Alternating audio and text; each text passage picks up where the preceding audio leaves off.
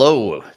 Thank you for joining our weekly live stream. We're going to talk today about managing careers in IT. Whether you're a job seeker or someone who's trying to build out an IT team, we're going to dive into the world of IT staffing, recruiting, building a team, career advice, and anything you want to ask as it relates to any of the above. So we're going to introduce our guest here in just a moment. But before I do, just a couple logistical things. We do these live streams every Tuesday, same time, same place. We're streaming to YouTube, LinkedIn, Facebook, and X and TikTok. So thank you for joining wherever you're watching here today. And feel free to chime in with any questions or chat or comments you have along the way. We're watching all the chats in the streams right now, so we'll keep an eye on any questions you might have along the way. So encourage you to jump in with questions, any advice you're looking for. I'll get us started with some questions, but obviously love to hear from the audience as well. And speaking of hearing from the audience, I would love to hear where in the world you're joining from today. What city and country are you joining from today? We tend to draw in people from all over the world, so it'd be great to see where you're joining from here today. So if you don't mind dropping in the chat where you're joining from, city and country, that'd be great. I'm joining from Denver, Colorado, and I'll let our guest introduce himself and tell us where he's joining from. But joining us to have this discussion around managing IT staff and resources and recruiting, all that stuff, is Jonathan Whipple, who's the CEO of Lander Talent. So Jonathan, thanks for being here today. Hey, Eric, thanks for having me on. And I'm joining from Los Angeles, California. Great to have you here today. It's been a while since you've been on the podcast. And since you were last on the podcast, you and I have entered into a venture together, starting a company called Lander Talent. So you're the CEO, I'm the chairman. We're working together to get this thing going as far as providing staffing options to organizations throughout the world as it relates to their IT staffing needs.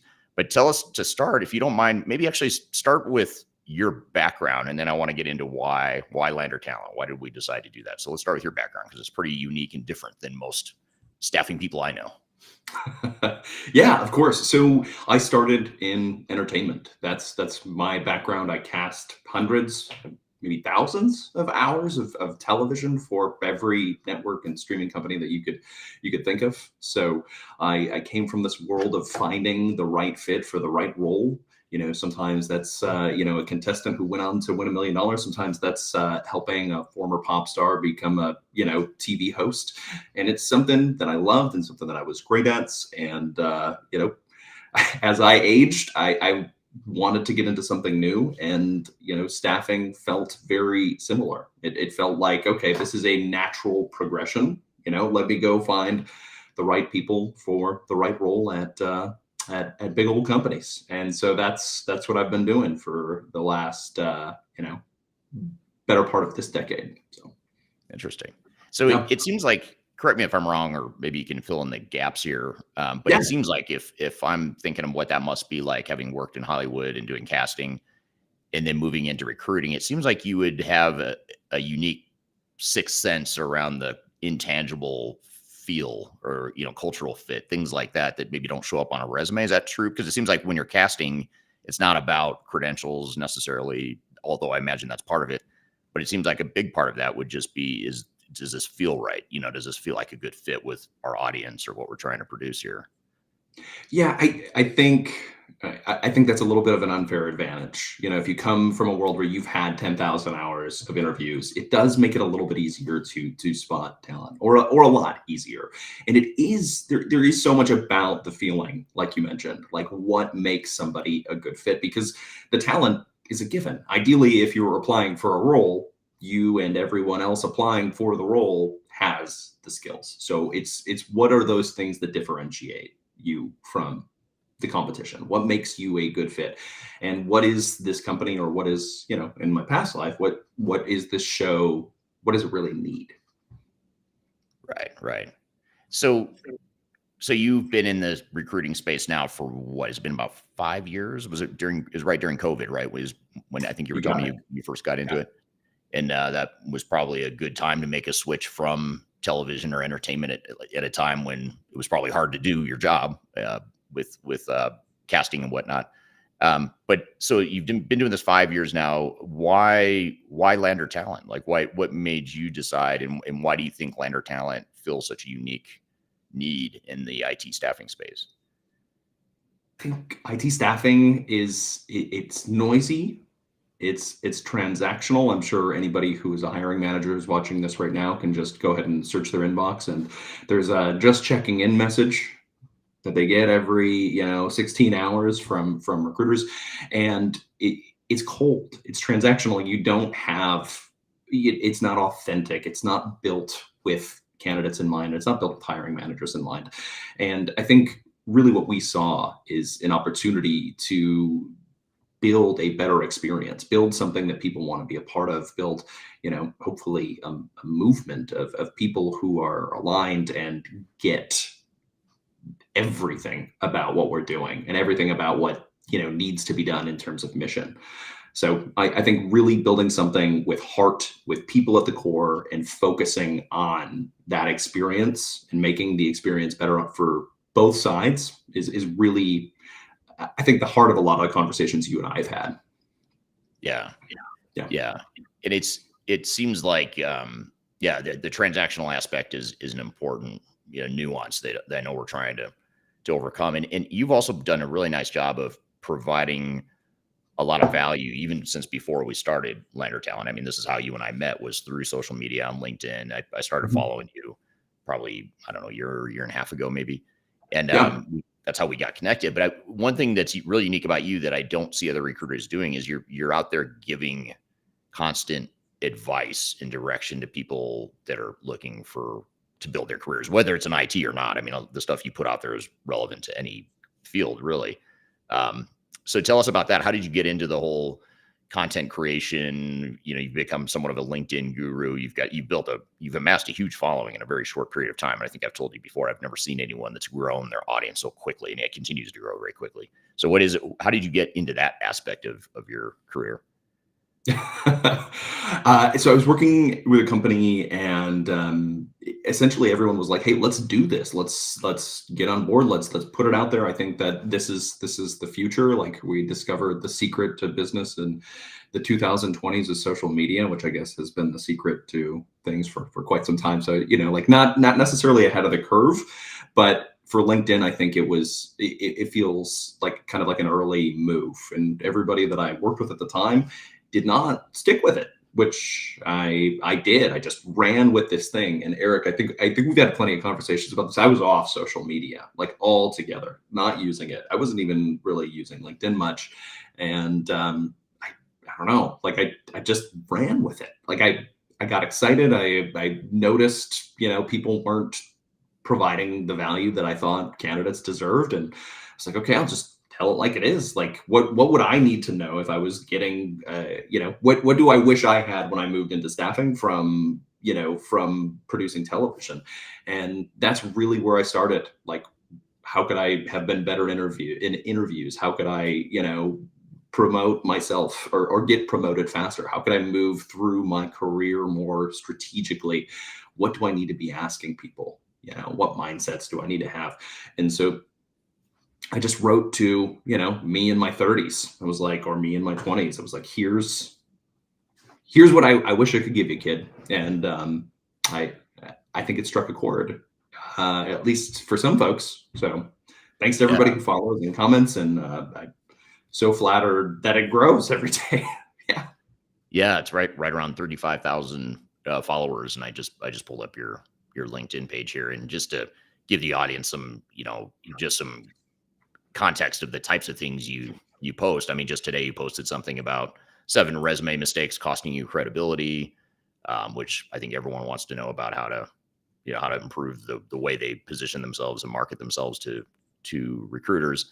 And then you also put a lot of just good one line reminders out there about things you need to remember, that sort of thing. So it's really interesting. And you have this creative side of you that I don't see a lot on LinkedIn. You have a very creative way of bringing some pizzazz, or some, not flash, but just some really interesting way of presenting this content that could, let's be frank, I mean, this could be kind of boring if you let it be. This whole staffing recruiting idea. Yeah. Thank you. I appreciate the compliment. I try to keep it interesting. I try to bring some past life creativity with me into staffing, and I'm glad that it's seen. And thank you. I'm beyond flattered, man. Oh yeah, you bet. Yeah, and so be sure to follow Jonathan. If you don't follow him on LinkedIn, he puts out great content, and he's just a good contact to have in the industry. But from your perspective, what are some of the biggest mistakes that you see IT professionals making when they're managing their careers or just navigating changes in their careers, that sort of thing?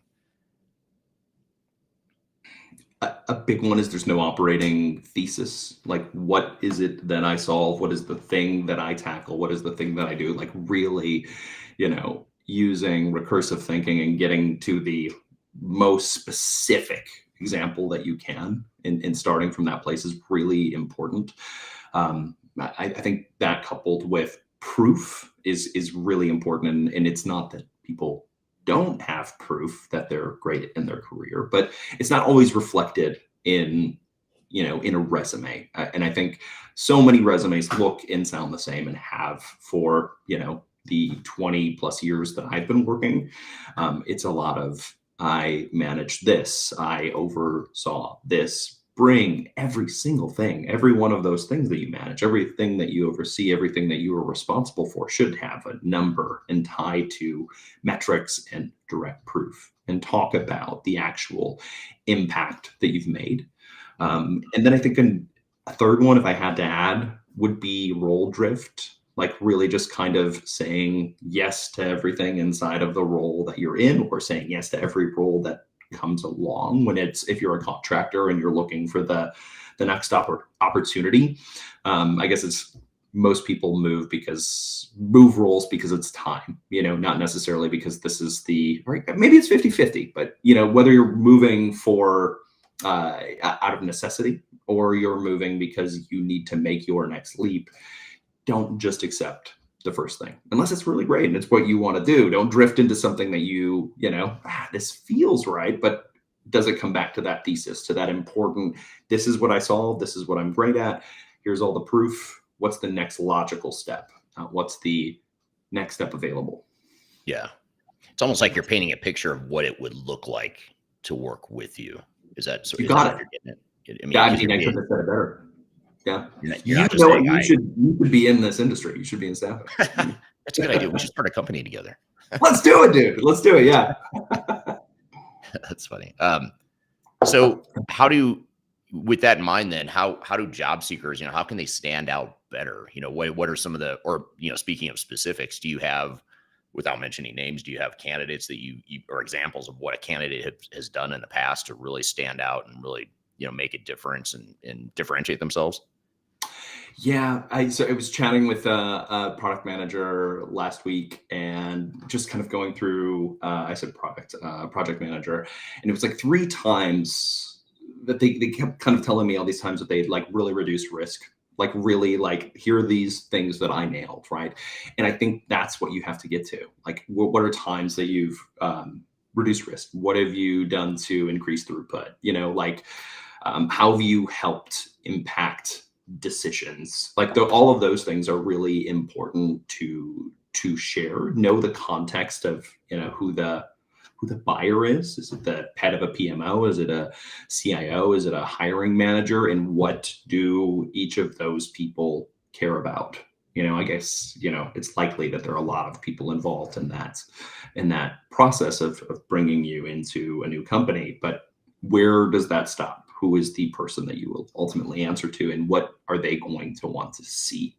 So, if it's a CIO, they're going to want to know about, risk and time, and how you've managed risk, and how you've impacted, and how you've, reduced time to delivery. Engineering directors are going to care about throughput, and PMO cares about predictability. So, like, you want to make sure that you hit those things. So build yourself a little folder of proof in every job you ever work in, and just drop what you did. Just share that and have that because you're going to need it later. Yeah. Being able to show and illustrate specific examples. And it sounds like you're saying you want to speak the language and hit the hot buttons of the person that you're trying to get the attention of, right? Absolutely. Yeah. Interesting. how do so you started talking about the soft skills and some of the intangible Mhm. feeling type stuff that you look for and that you're so good at identifying, having come from Hollywood. But what role do soft skills like communication, adaptability, and other intangibles that maybe don't quite show up on a resume easily? How do those soft skills compare to technical expertise, and how would you sort of prioritize or balance the two? I think the technical skills have to be a given. Like we have to assume at the very least you're competing against the best people. And then on Mhm. top of that, we also, obviously there's the emergence of agents and how those are being used and or people who are augmenting their own skills with AI. So I think that the technical skills have to be a given and you have to lean into the soft side. So the tech skills have to be that backbone.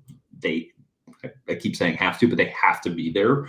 Um, and then the soft skills have to be the thing that allow you to shine, allow you to show why you're going to make an impact. Everyone wants to work with somebody they're going to enjoy working with, but they also want to work with somebody who is going to have their back, is going to make their job easier, is going to make things more predictable. So I think all of those elements are important, and maybe it's the same thing that I think about of like being a kid and playing baseball or hockey or you name it. You want to be a good teammate, and allowing that to show is just as important as showing that you're going to have great stories at lunch, or want to talk around the water cooler, or whatever elements that for you make a good teammate.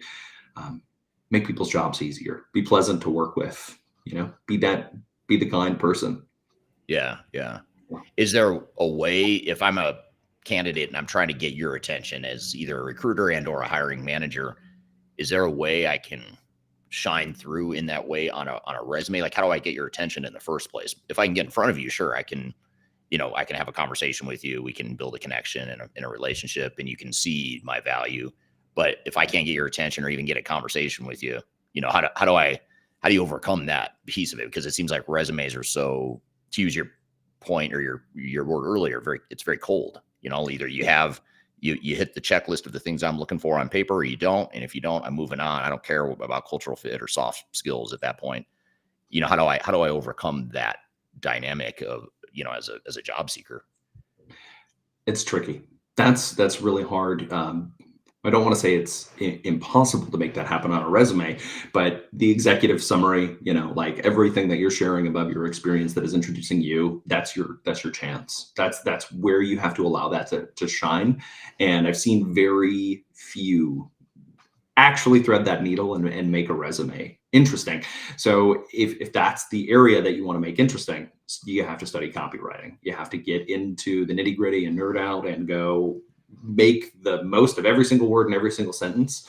Um, and for it to work in a resume it's mission impossible, man. You could make a whole movie about that there. Um, but I think it also can really come through in the messages that you send to recruiters and hiring managers. I think that's probably the number one spot. LinkedIn has made it maybe a little too easy with all of these AI tools that are built in, and I think the assumption now is everybody uses Claude, ChatGPT, you name it, to sort of plug their messages in, but make it human, just make it real. I don't want to read a giant wall of text that is just clearly, something that has been studied or studied translated by ChatGPT to get impact. Just why are you reaching out? Why is this going to be cool? Like, just please treat me and every other recruiter as a human being and just reach out the same way you hope we would. I think is something that goes a very, very, very long way. Yeah, yeah. Very, very good advice. I'm actually having a trouble with the LinkedIn feed, but I'm looking at it on my phone here, so I can't put the question on the screen here, unfortunately. But Yeah. this question is from Tom on LinkedIn, and it's good to see you, Tom. I know him. He's actually a client of ours. So Tom's question here is: do you feel that age is a detriment in technology, or are organizations looking to capitalize on experience, especially in higher level roles? And this is something I've been hearing more lately. I don't know if it's just coincidence or what, but I've been hearing people comment about age and how, at a certain age, like my age or older, I would say, you're starting to, I'm starting to hear people, maybe it's just because I'm getting older and so all my peers are getting older and talking more about it. But Okay. is this a real thing? Is ageism a problem? Is it, how do you overcome the issue of age versus youth? It's an interesting thing. It's like kind of like on both ends of the age spectrum. Like if you're very young or you're more senior in your career, like there's sort of like this similar standard. I don't know what exactly the sweet spot is anymore age wise, but I'm seeing a lot of that myself. Um, in terms of content, in terms of what's being put out there, or what maybe feelings that people have themselves. So Tom, I don't think, like if you are very, very senior in your career, that there are people who are necessarily, this is a big scary word, but discriminating against you in your career. And I certainly hope that's not the case, because that's not spoken to me, at least by people at companies that we work with. I'm not hearing any of that.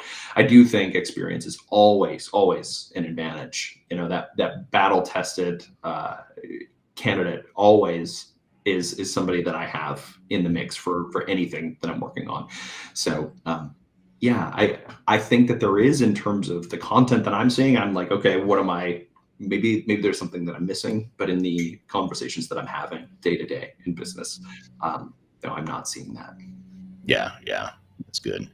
And here's a question from Darian on LinkedIn. Darian asked, "What are some of the most impactful metrics you've seen candidates share in IT and transformation context?" So you were talking about being specific and getting really detailed and painting that picture of what you actually did.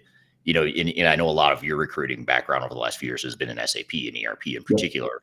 But do you have examples of effective use of metrics and sort of illustration of in that way that you were talking about before? Yeah, there's two. And they matter more than everything. It's money and time. Like if you can show how you positively impacted money and how you positively impacted time, you have done more than 90+% of people who will apply. And that is absolutely everything that buyers being, managers, directors, VPs, C-suite, that's what they want to see. They want to know that you can help save them money, make them more money, and save them time, do things faster. That's the name of the game. Do those things and you win. Right. I'll put it as simply as that. You will win if that is what you are sharing in your resume. Yeah. So I saved the company this much time. I saved the company this much money, or I implemented, this far under budget, or whatever the metric might be. Something along those lines is what the type of metric you'd want to share, or the type of specifics you want to get into. You got it. So I deliver this program 6 months early. We save $10 million, and you tie that to one of your job tasks. That's the sweet spot. I did this. It led to this savings this much faster. That's the recipe. That's the formula. What I've seen be super powerful and resonate really well is if you've come into a situation that's kind of a gnarly situation you're walking into and you've turned it around. So if Oh you yeah. could go in and say, like, if you have the experience where you've gone into a project, it was way over budget, it was off track, whatever, and you were able to come in and turn it around, and you're able to point to specific metrics around that. That seems pretty powerful too. If you have that background, I would for sure highlight that, really showcase that on your resume, because that is such a rare skill set. And it seems like a lot of hiring people or IT leaders want that. They want those battle scars. They want to see someone who's been in some pretty gnarly situations and found a way out of it. I totally agree, and it's another great way to use time and money. They thought it was going to take 12 months. They're 18 months in. I came in, did this in 6 months. They'd already spent this much. They thought they were going to have to spend this much more. They didn't. Instead, I saved them this. Absolutely, yeah. Yeah. If you could turn things around when it's already a bad situation, you can take their bad numbers and make them your good numbers. That's Right. the move. Yeah, Right. Right.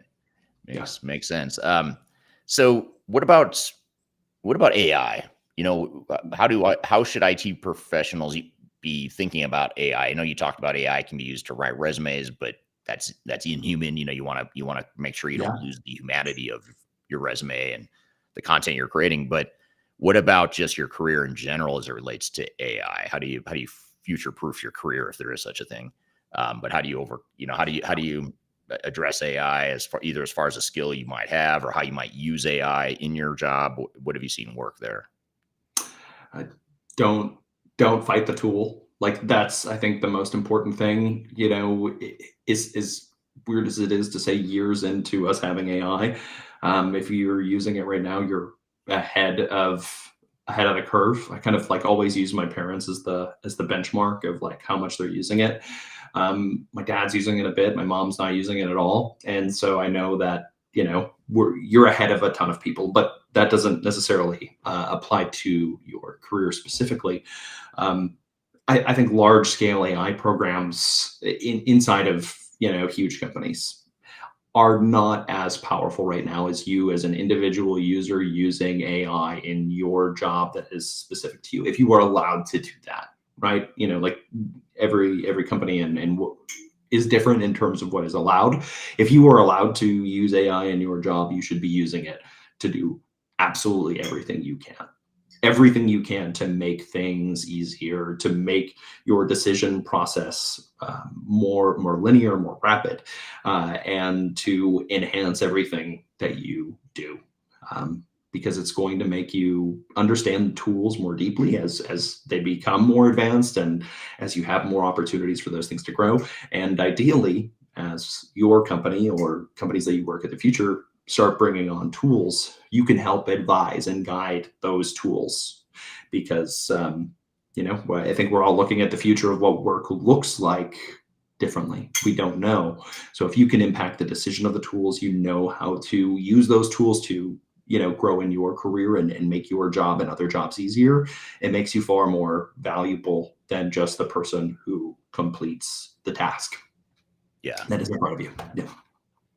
And it seems like there's on the consulting side of what we do. So we have, two companies that I'm affiliated with. One is the Lander Talent, which does staffing, and then there's Third Stage Consulting, which does the more advisory and consulting type of work. There's a lot of connections between the two, but what we're talking about here is more building out an internal team versus a consulting team.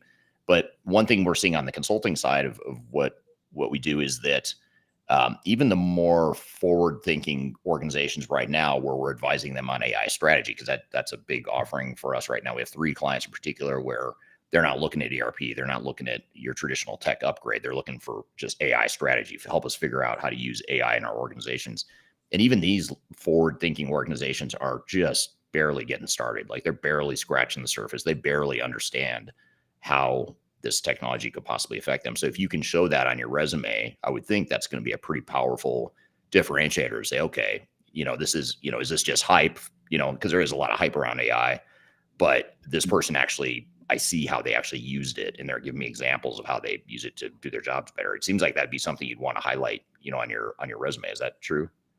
I absolutely. Yes. Yes. Yeah. I think that is something that every company is looking for. It's one of those, like if you're a hiring manager, if you're going to do a quick search of a resume and look for keywords, that's your AI is going to be one of them. And you're going to see how that's being used by every candidate for sure. Yeah. Yeah. Very interesting. So Yeah. when you're talking to CIOs and hiring managers, then if you sort of shift gears here and look at it from the perspective of a CIO, VP of IT, IT director, as any sort of hiring manager in IT, what do they say they value most, or what are they really looking for? If you're sort of stepping into their shoes, what are they looking for? Like people who really are able to make big decisions with limited info. Ideally they have all the info, but they want somebody that they can count on, that they can rely on. I think change hygiene is important. I think stakeholder steadiness is important. I think really they want people who can reduce risk and really increase time to value. I think those are all important aspects for CIOs right now. They want people that they can trust, and I think each of those kind of contributes to that. Right. So it's not just certifications they're looking for, because a lot of times it seems like job seekers focus on, or maybe borderline obsess about, what certifications do I have? What training do I have? And I'm sure that helps. I don't want to be dismissive of that, but it seems like there's a lot more to it than just, do I check the box of being certified in this one tool or this one technology or whatever? It's more, again, coming back to the intangibles. It's like, how do you let those intangibles shine through on your resume as you're looking for work? I think that's the core of it. I think certifications are important, especially if you haven't worked in a role where you have exposure to a specific technology.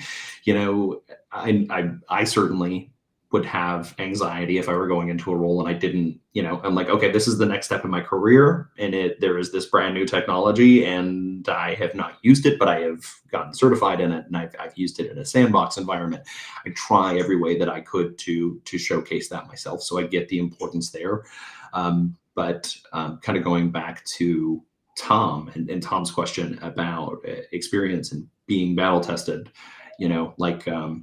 this is a super simple for me, pertains to me example. Like if something new came along that was a large language model that I could chat with, like ChatGPT or Claude or Gemini, but it's brand new, say it's DeepSeek. Of course I can use DeepSeek. I've played with all of these other technologies and know how that works. So I think, there's a lot of time spent on certifications and what should I get and what should I have here. That could be better spent in framing all the work you have done even better. Yeah. Now flipping that around a bit here, if I don't have a lot of experience, here's a question from Darian on LinkedIn. What can younger professionals learn from the more battle tested peers to fast track credibility? So if I don't have as much experience that you're talking about here, maybe I'm just starting out or just a few years into my career, maybe I'm looking to make a shift into IT, how do I leverage, or, how do I address that? I think it is always helpful to find mentors. I always want to learn from the best, and I think coming directly out of university or coming out of whatever program that you've been learning, whatever particular technology you focused on, you want to get out there and get in your career. But I'm a networker, man. Like I am a busy bee myself, so I'm like, okay, who can I connect with and chat with and learn this new thing about? So there's this guy that I like in the SAP community specifically that I love that does this, and his name's Gagan Mohan Singh. He is an incredible SAP mentor. So I would look for the Gagan Mohan Singhs of whatever it is that I do, and just be like, hey, I'm trying to learn this. Like, what am I doing right? What am I doing wrong? Not, hey, I've got this experience and I've done this, and like, I need your help. Just reach out to somebody like a friend and say, hey, what can I do? Also, hey, here's a really cool article I think you might like because this is the sort of stuff that you do. Try and just genuinely connect and get some feedback and get a relationship going where somebody can guide you, and where you can find someone who can guide you is something that will have immense value. Yeah. So I think mentors are always important to have. Yeah. Yeah, I know that's a good point. And I don't, as I think to people that I've hired and the ones that have been most successful in getting my attention, it hasn't been the people that just sent me an email with a resume that said, hey, I've got 20 years of ERP experience and blah, blah, blah, blah. Because I get those messages all the time. So you're, unfortunately, you're just like everyone else that sends me an email. If you send me an email, even if you do have that great experience, it just doesn't resonate. But the people that have been most effective in cutting through the noise have been the ones that do exactly what you said. They ask for help. The ones that reach out to me and say, hey, I'm just starting my career. I like your channel. Maybe they've, stroke my ego a little bit, and I feel a little flattered. So I'm going to keep reading the message because I'm a guy. I have an ego. So, so the human, it speaks to the humanity of me. But those people I've hired multiple people that way. The people that didn't ask for a job, they asked for help. And that's a subtle but important difference, because I think everyone wants to help. Even if I can't hire you, I would love to help you. Maybe I can introduce you to someone, especially if I like you as a person and I want to see you succeed, even if it's not a third stage or through a Lander Talent client. So that's a good point. I hadn't really thought about it that way, but that is a great point. I think younger people have an advantage where they can kind of work around the system a little bit, or kind of Yeah. create their own relationships and build a personal connection, because that personal connection is going to be a lot more powerful than the 20 years of experience that you wish you had that you don't. In my opinion. I couldn't agree more, man. Like it is a major, major, major advantage. And I actually was thinking about you and Kelly and the story you guys told me about somebody that you brought onto your team. So I know firsthand from that. Yeah. Yeah. Yeah. Yeah. Yeah. Yeah. A few of those examples. And so I think that's a good lesson for those that are trying to cut through the noise. What about shifting gears then and looking at, if I'm an IT leader and I'm trying to build out my IT team, and I'm trying to, build the right skill sets, and Mhm. trying to build the right competencies in-house, build the right chemistry. What are some of the key things I should be thinking about or focusing on, or risks I should be avoiding when I'm trying to build out my team? Vague ownership. I think vague ownership is a big one. You want to be clear of who owns what. I think that a lot of I think it would surprise some people how many companies like where everything is really shared responsibility, and I think shared responsibility and shared mission and rowing in the right direction is a really wonderful thing, and I think it's absolutely essential for culture. But I think some people mistake that for wait, that's how we should do everything. We should share what these responsibilities are. I think there is a lot of role sprawl. So like on the front end, when you're putting a job description out there and they're Frankenrex of like we're looking for a unicorn and it's just we're patching together 7 different jobs and like seeing if it's there is a clear indicator of there's a lot of things that probably aren't working or are not working as smoothly as they should, and trying to patch those as simply as possible. So I think being clear about what is actually missing from your team or from your company is really important, and zeroing in on those things one at a time, so you can build stability. You don't want to just stretch some tape over a dam and hope that it holds. I think that's really important. I think I write about this a lot, but general interview theater. I think a lot of companies want to put their best face forward because they want, and the same with people who are coming in and interviewing, they're putting their best face forward. But companies don't always talk about these are the actual problems. Like, hey, there's we're at DEF CON 1 right now. Like this is what's going on, and we have to fight this fire out of the gate. I think that's important, like it can't just be all vibes. As much as I want every vendor interview to be all vibes, it can't. I think approval mazes are not great, and that can apply to, to the actual interview process, like how many people have to go through this to really determine somebody is the right fit. That sort of stalled decision making usually is, means you need to go back to the drawing board and talk about decisions in general. And then maybe this applies a little bit to what I was just sharing, but no onboarding runway, actually get like, okay, cool. Now we do have somebody who's sharing problems, but you can't really drop somebody into firefight on day one unless they are Tom. Then Tom can come in and fight on day one because he's got all the experience and he's battle tested, but not for everybody. So Yeah. yeah, those are Yeah. like sort of the culture clues or some of the red flags I'd look out for if I were hiring or I were building my own team right now. Yeah. Do Yeah. you end up advising and clients, those hiring managers that come to you and to us for staffing needs, do you end up advising them on that a lot? Like, hey, before you bring this resource in, you should really think about doing A, B, and C to build the right environment for them. Yeah, that's a really important aspect. And I think looking at things and in consulting and what the hiring process and what the internal culture is really important. Although, you and I can't ever set another company's internal um, culture. We can certainly, if we see something that might be helpful, we can always point that out. So I think that's actually something, one of my favorite parts of the job, beyond just helping, the right person get the right role and a company grow, is go, hey, this, I noticed this, and I think that this will help improve things. Or if you want to do 4 rounds of interviews, you're going to lose 70% of the candidates that are interested in this. Let's get it down to 2 and let's really make impact. So that's one of my favorite things, is nerding out on culture and hiring process. Yeah. And again, it's adding more value than just a transaction or a body that you're putting on a team.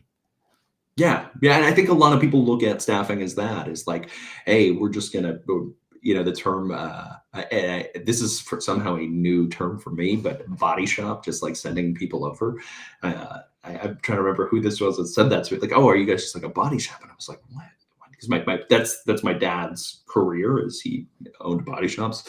An actual body shop, actual like collision repair shop. Yeah, but I understand the moniker now. Like, okay, so most companies just send bodies over, and I've experienced that, and I've been against competition that does that. But you have to provide more value. Like we built out a very rigorous process, and one of those many steps is actually hiring. Like there's so much more that is involved.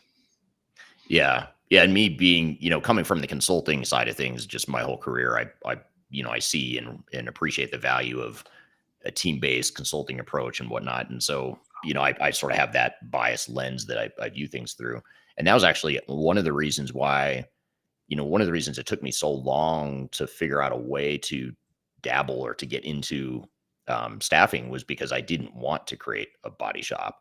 And then as you and I got to know each other, and I saw your style and how you were treating staffing differently, that became very interesting, because I thought, okay, well, we have consulting over here, but what about those people that, whether they want third stage to advise them and consult them or not, there's a need over here for some of those same companies that need to build a team. They might need a CIO, they might need an internal project manager, an architect, or someone that they want to have in house. So that leads to a question though around, internal and external resources, contractors versus W-2, full-time employees. Mhm. What are you seeing in terms of how IT leaders are finding that balance, between outside resources and internal resources, whether it's part of a transformation or just running an IT department in general? Great question. I think if it's known work, if it's known and it's ongoing, you're going to want somebody that is full time on your staff. You want to own the architecture, you want to own the actual knowledge in house. That is important for bringing in a permanent individual who owns that specifically. If it's unknown, if it's time boxed, if it's outcome based, consultants are just awesome for that. That's kind of the sweet spot there.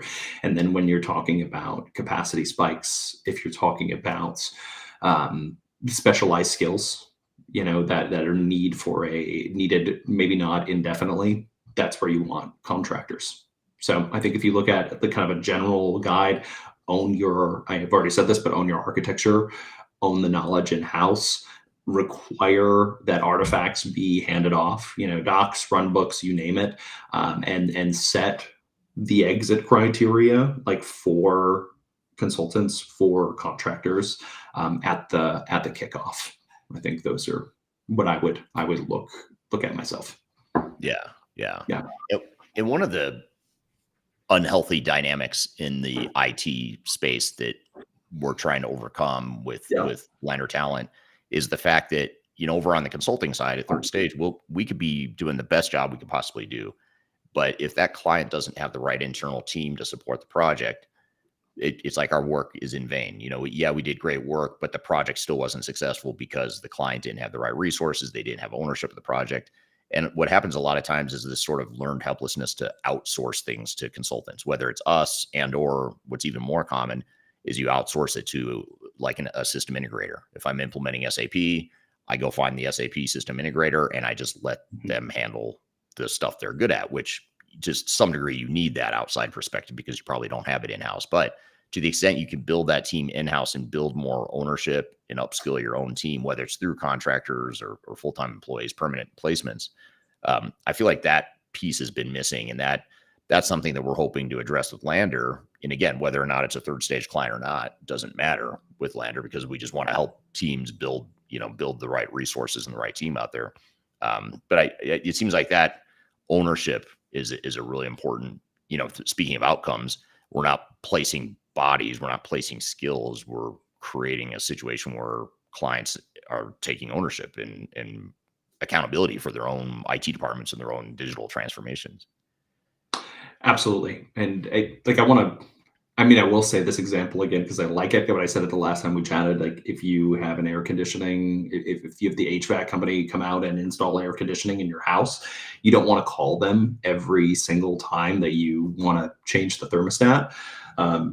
You know, my car can drive itself, but I want to know how to drive it if I need to. Like, those are important things. So yeah, absolutely. Yeah. Yeah. Very cool.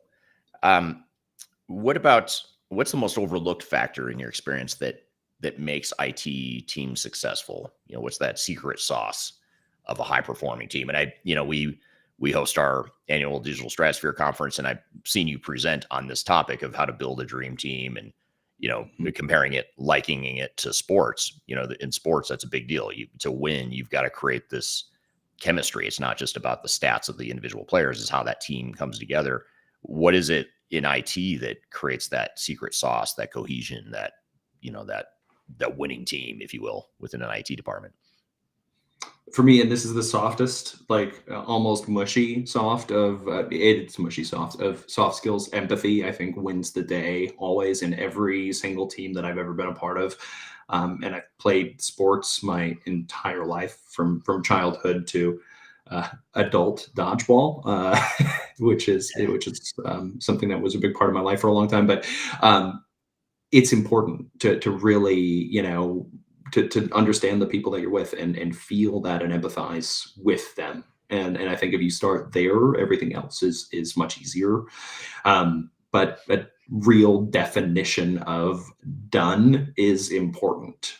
Like that, especially if you're implementing new technology, that's got to be done.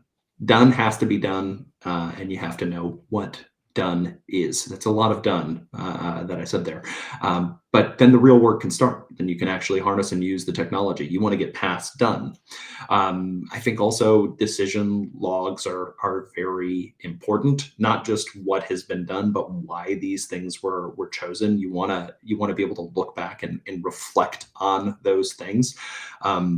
Have handoffs built in and in mind from day one. And all of that starts with done and understanding the why behind the decisions that were made. Yeah. Very interesting. And here's a related question that builds on what you were just talking about and what I just asked, but Darian on LinkedIn asked, what should leaders do in the first 90 days to ensure that new IT hires succeed? The clear roadmap. Like, if you start, I think if you take it back all the way to the day zero, having a clear path that people are progressing through. And we've touched on this already. AI exists and has made that a lot easier. Like, what are the things that I need to do in the first 90 days in this role? But I think make sure that whoever the hire is, that they have the knowledge, that they have everything that they need to be armed with to actually make impact. If you take those first 90 days and look at them as found money, if there's real impact in those first 90 days, I think that is helpful. And then the real work can start beyond. But I think it starts with, what's the roadmap? What are the expectations? I guess a lot of roles do definitely need to be impactful from day one or much sooner than 90 days. But look at that ramp, look at the impact that you want that person to make long term, and make sure you are making strides weekly toward the long term impact you need them to deliver. Throw them the alley-oop, give them the assist, pass the ball to them. Right. Yeah. Very, very cool. Here's a question. I'm not sure which direction to take this question, but I'll pull it up anyway. This is on LinkedIn.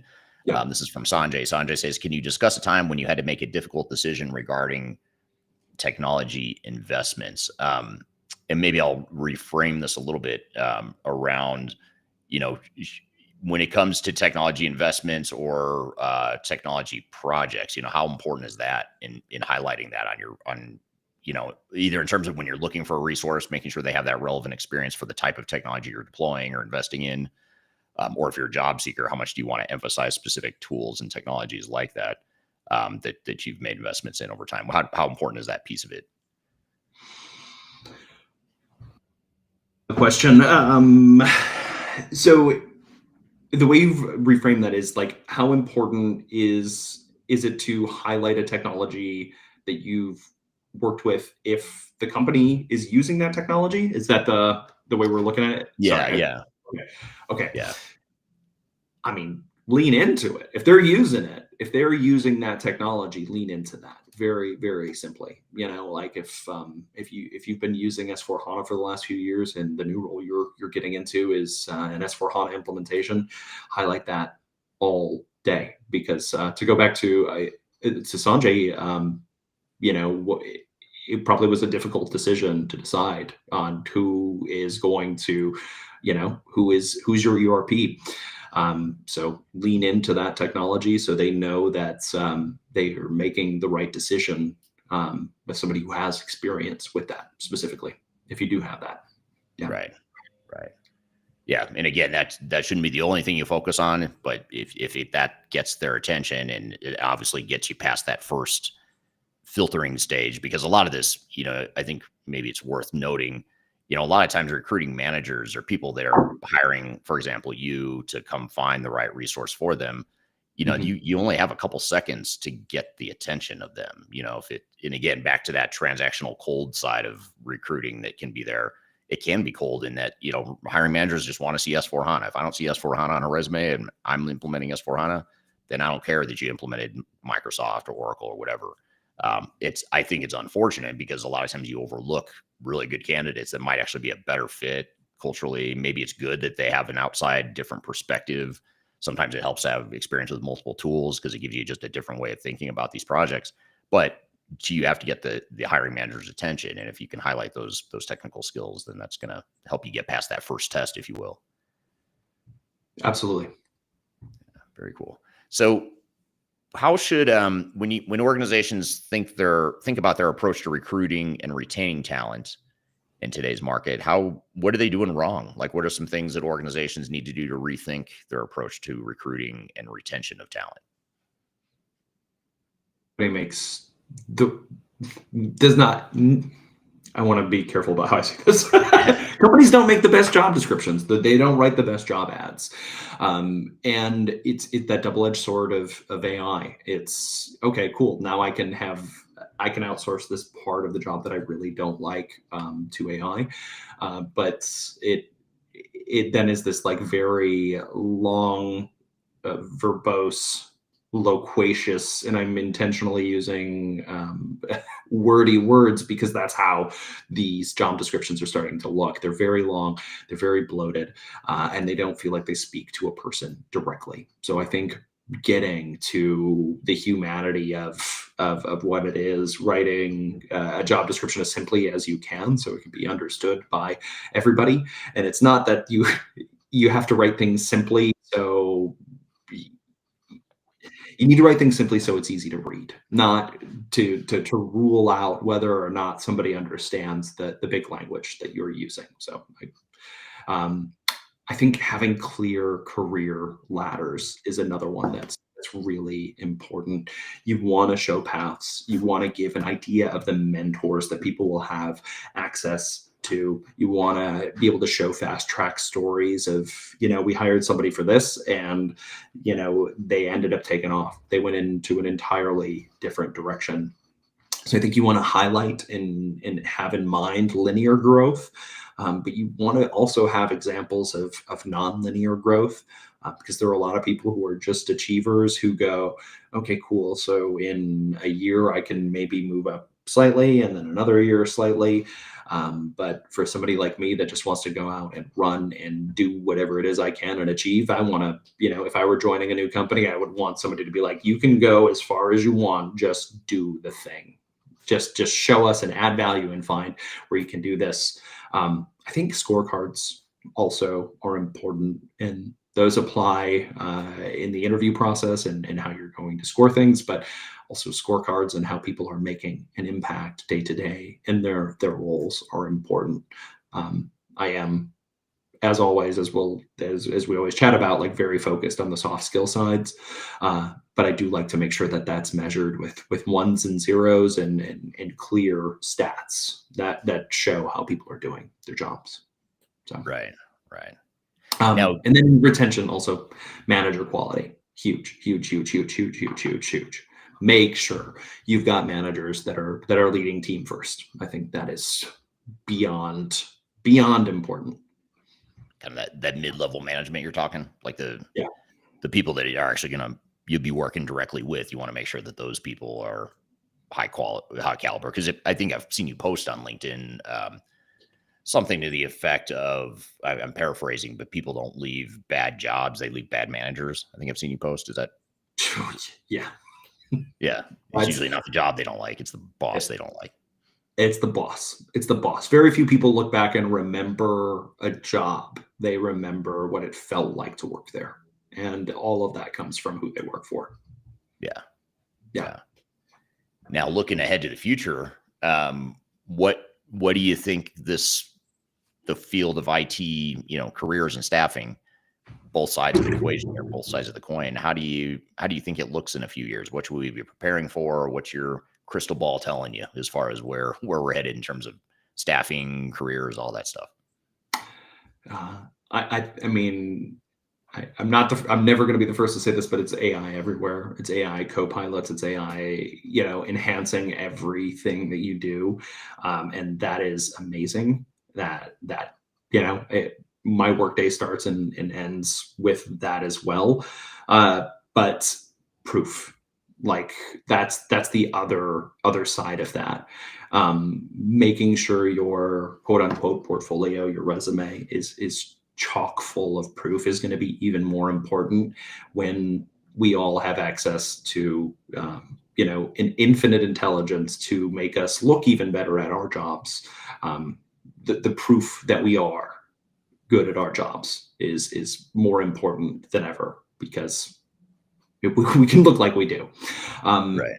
and I think data competency, every single team, it touches data. Yeah, I think understanding that is important.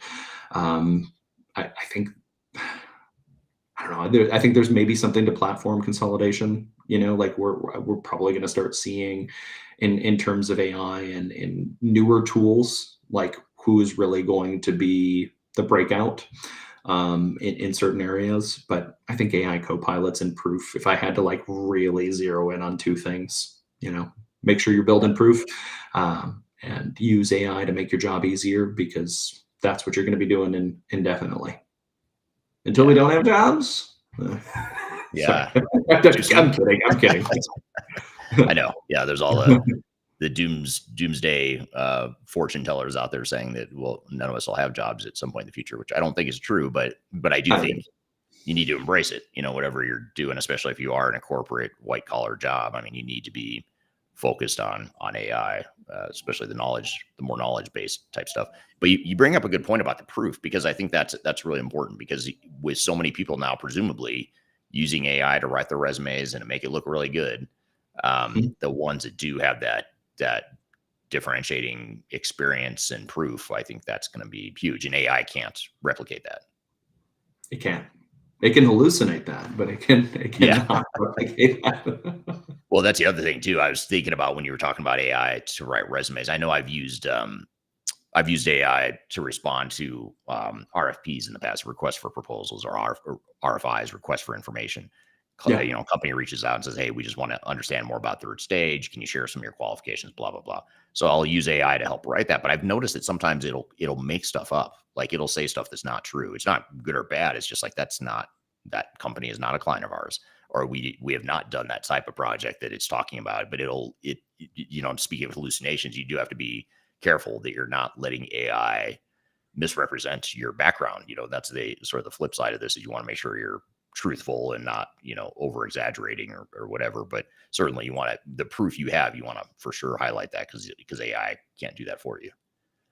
Absolutely. Yeah. Very good. Yeah. Well, I appreciate you being here today, Jonathan. And best way to reach out to you, I'm assuming LinkedIn, but is that the best way for people to learn more about Yeah. you? Yeah. LinkedIn. If you're looking for a job, if you have a resume you want to send over, my email is jw@landertalent.com. Also. Yeah. Very cool. We'll tag you and we'll put that in the comments here too after we're done broadcasting. So everyone will have your email as well. But if you're a job seeker, you can send your resume. If you're looking for resources for your IT department, whether it's part of a digital transformation project or just an internal IT general need, whether it's permanent placement or contractor or both, certainly reach out to Jonathan as well. He can help put you in touch with the right resources that might help build out that team you're looking for. So thanks for being here today, Jonathan. Really appreciate it. As always, it's fun learning from you and talking with you. So thank you very much. Hey, my pleasure, Eric. Thanks for having me on. Absolutely. And thank you to the audience for the great questions and conversation here today. I hope you found this helpful. You'll see this exact interview. We're going to polish it up, edit it, add some additional content. It'll be released next week as our official Transformation Ground Control episode next week. So you can find new episodes every Wednesday at transformationgroundcontrol.com. So this is, I think, our 230th episode or so. So you can go back and watch all 230 that you missed if you want to, if you have a lot of time on your hands. That would take quite some time, but you can go cherry pick the ones you want to watch if you don't have time to watch them all. Be sure to check that out at transformationgroundcontrol.com. Reach out to Jonathan, connect with him there. Be sure to follow me on LinkedIn as well if you don't already. Hope you're having a great day, and we look forward to seeing you next week on the next episode of Transformation Ground Control. Take care in the meantime.